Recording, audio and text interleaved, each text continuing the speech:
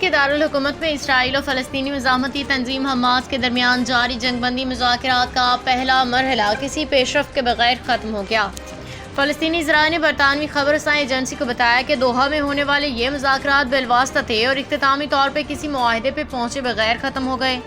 ذرائع کے مطابق اسرائیلی وفد کے پاس ایسا کوئی اختیار نہیں تھا کہ وہ جنگ بندی یا قیدیوں کے تبادلے سے متعلق حتمی معاہدہ کر سکے۔ ادھر اسرائیلی وزیراعظم بنیامین نیتن یاہو نے ہفتے کے شب بیان دیا کہ حماس کے تازہ مطالبات اسرائیل کے لیے ناقابل قبول ہیں، تاہم اس کے باوجود اسرائیلی مذاکرات کے لیے اعلیٰ سطحی وفد دوحہ بھیجا ہے۔ یاد رہے کہ حالیہ دنوں میں حماس نے قطر اور امریکہ کی جانب سے پیش کیے گئے جنگ بندی قیدیوں کے تبادلے کے نئے مجوزہ معاہدے پہ مثبت رد عمل دیا تھا۔ واضح ہے کہ امریکی صدر ڈونلڈ ٹرمپ نے بھی دعویٰ کیا کہ اسرائیل نے غزہ میں 60 روزہ جنگ بندی کے لیے شرائط سے اتفاق کر لیا۔ اتوار کو نیو جرسی میں صحافیوں سے گفتگو کرتے ہوئے صدر ٹرمپ کا کہنا تھا کہ ہمیں امید ہے کہ اس ہفتے حماس کے ساتھ کسی معاہدے تک پہنچنے کا اچھا موقع ہے، ممکن ہے کچھ یرغمالی رہا ہو۔ انہوں نے مزید کہا کہ وہ نیتن یاہو سے ایران کے ساتھ ممکنہ مستقل معاہدے کے حوالے سے بھی بات کریں گے۔